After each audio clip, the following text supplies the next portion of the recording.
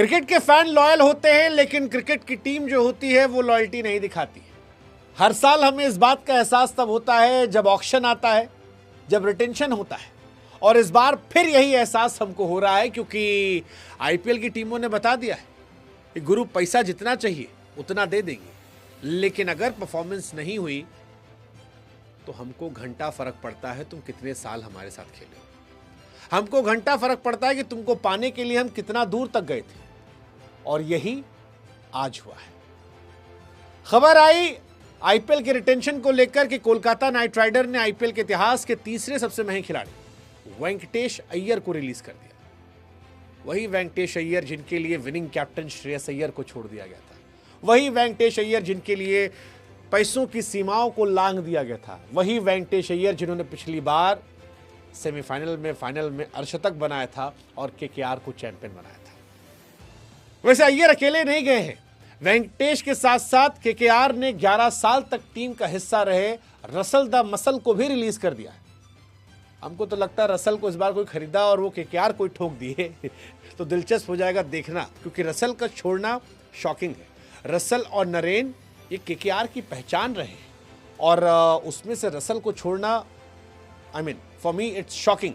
12 करोड़ में तो रिटेन हुए थे, क्या रसल की कीमत 12 करोड़ की भी नहीं है? बैटिंग भी करते हैं, बॉलिंग करते हैं, फील्डिंग करते हैं। खैर जो कुछ है ये टीम में कहानी है। अगले 10-12 मिनट में हम आपको आईपीएल के रिटेंशन, रिलीज और ट्रेड की सारी जानकारी देने वाले हैं, तो थोड़ा सा धैर्य रखिएगा, और सबसे ज्यादा झटका आपको कहां लग रहा है वो हमको कमेंट सेक्शन में बताते रहिएगा।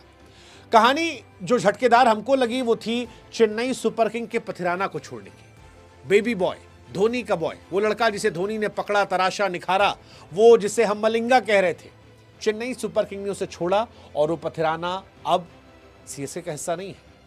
कॉनवे और रचिन रविंद्र को भी रिलीज कर दिया गया है। रिलीज किए गए सभी प्लेयर्स की 16 दिसंबर को यूएई के अबू धाबी में होने वाले मिनी ऑक्शन में नीलामी होने वाली है, और ये हैरान करने वाला है, हैरान करने वाला है। हैरान वैसे सीएसके ने सबसे ज्यादा तभी कर दिया था जब उन्होंने जडेजा को छोड़ दिया था। सीएसके मुझे लगता है कि लॉयल्टी के मामले में सबसे कमजोर टीम है, एक्सेप्ट धोनी, क्योंकि सीएसके ने रैना को छोड़ा था, सीएसके ने जडेजा को छोड़ दिया। अब इसमें क्रिकेट के समझने वाले कहते हैं कि भाई साहब क्रिकेट जो है ना वो आपके लिए है, फ्रेंचाइज के लिए वो धंधा है, और धंधे में जब तक नंबर तब तक है। आप जडेजा के विकेट देख लो, बीते कुछ सालों में आपको नजर नहीं आएगा, जडेजा का इंपैक्ट नजर नहीं आएगा। 2023 भले जिताया हो, लेकिन 24 में वो फ्लॉप थे। क्या वो टी20 क्रिकेट में रेलेवेंट है? पता नहीं। यही कहानी वो आपके रैना को लेकर भी कहते हैं, लेकिन हम और आप इमोशन के तौर पर देखते हैं, और इस इमोशन में सवाल उठता है कि वेयर इज लॉयल्टी। लॉयल्टी तो आरसीबी ने भी नहीं दिखाई स्वास्तिक चिकारा को लेकर।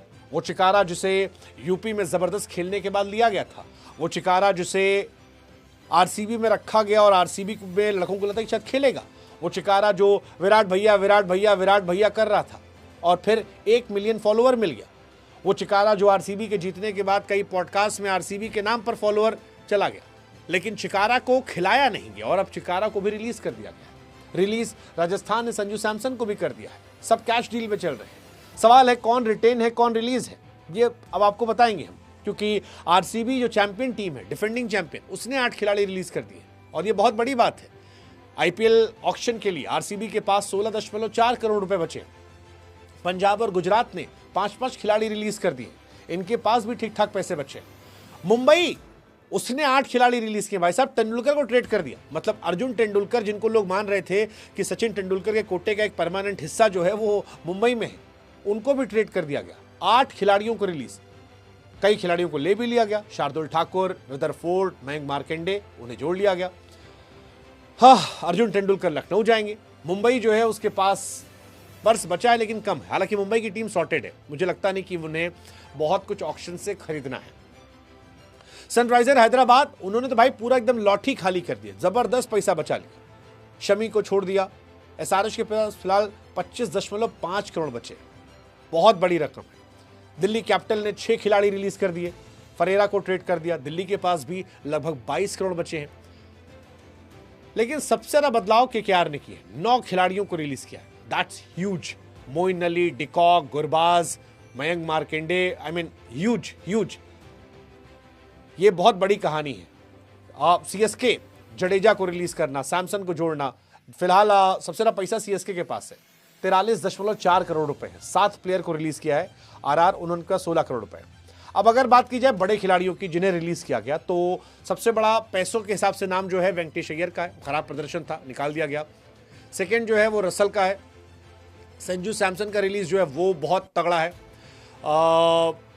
ये भी अपने आप में एक इंटरेस्टिंग कहानी है। हालांकि माना जा रहा है कि केकेआर जो है इस बार शायद कैमरन ग्रीन को टारगेट करे, लेकिन क्या कर पाएंगे पता नहीं। कैमरन ग्रीन पर सीएसके भी नजर दौड़ाएगी, सीएसके का भी पैसा बहुत ज्यादा रखा है। तो ये सारी कहानियां जो हैं ये धीरे धीरे जाएगी। ऑल्सो मिडिल ऑर्डर में वेंकटेश अय्यर के लिए मुश्किल हो रही है। रहाणे, अंकुश रघुवंशी, ये सब वहीं पर हैं, तो मुश्किल है। मुझे लगता है वो ग्रीन पर जाएंगे। रसल को हटा दिया गया है। रसल 13 मैच में पिछली बार बहुत खास नहीं कर पाए थे, बट रसल इज रसल, 37 साल के हैं, दुनिया भर की लीग में खेलते हैं, but again I believe he is damn good. Maxwell को रिलीज किया गया है। ऑस्ट्रेलिया के मैक्सवेल पंजाब ने रिलीज किया। पंजाब ने एक्चुअली 2 शॉकिंग किए। मैक्सवेल चलो रिलीज किया ही, इंग्लिश को भी रिलीज कर दिया। मतलब मैं हैरान कि इंग्लिश में कैसे रिलीज कर सकते वो। उनकी जगह मिनी ऑक्शन में स्टॉइनिस, रसल जैसे ऑलराउंडर फोकस हो सकता है। और स्टॉइनिस को भी रिलीज करना क्या सही था पता नहीं। रिकी पॉन्टिंग ने इस बार अजीबोगरीब फैसले लिए हैं। पंजाब जीती हुई टीम थी, उसके बावजूद जीती के मतलब फाइनलिस्ट टीम थी। 10 खिलाड़ी ट्रेड किए गए। ये संजू सैमसन जो है उन्हें ट्रेड किया गया। राजस्थान रॉयल्स ने संजू सैमसन को 18 करोड़ रुपए में चेन्नई के साथ ट्रेड किया है, और सीएसके ने उसके बदले जडेजा, सैम करन को भेजा है। शमी को लखनऊ ने लिया है। मुंबई ने अर्जुन तेंदुलकर को ट्रेड किया है। नीतीश राणा हैदराबाद से दिल्ली गए हैं। फरेरा जो है दिल्ली से राजस्थान गए हैं। मयंक मार्कंडे कोलकाता से मुंबई गए हैं। जीटी ने रदरफोर्ड और एलएसजी के शार्दुल ठाकुर ट्रेड किए, मुंबई को दिए हैं। फिलहाल पैसा जो है वो केकेआर के पास खूब है, 64 करोड़ रुपए बचे। तो मुझे लगता है कैमरन ग्रीन शायद जा सकते हैं। मतलब कोलकाता वाला तो ऐसा लगेगा कि ऐसे बैठेगा बक्सा लेके कि तुमको कितना चाहिए, जो जितना बोल रहा है उसमें 2 करोड़ जोड़ लो, हमको दे दो। सीरियसली यही होने वाला है, जो जितना बोल रहा है उसमें 2 करोड़ और जोड़ दो, दे दो। क्योंकि कोलकाता और सेकेंड नंबर का जो पैसा वाला टीम है उसमें 20 करोड़ 21 करोड़ का डिफरेंस है। और आपको जान के हैरानी होगी कि 3 टीमों के अलावा 21 करोड़ रुपया किसी के पास नहीं है। तो ये अपने आप में हैरानी की बात है। केकेआर के पास 64 करोड़, सीएसके के पास 43 करोड़, 43.5 करोड़। सो इन दोनों के बीच में जबरदस्त कंपटीशन होगा, कौन किसे लेता है।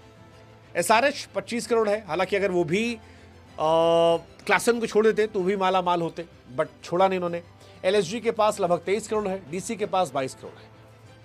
इन्हीं में आपस में खेला कूदा होगा। आरसीबी के पास 16.5 करोड़, आरआर के पास 16 करोड़, जीटी के पास 13 करोड़, पंजाब 11। एमआई को जरूरत नहीं है, एमआई की टीम सॉर्टेड है। हो सकता है कोई एक नया लड़का आए, या कोई नया लड़का जिसका नाम हो पिछली बार लिया ना, उसको ले लेंगे।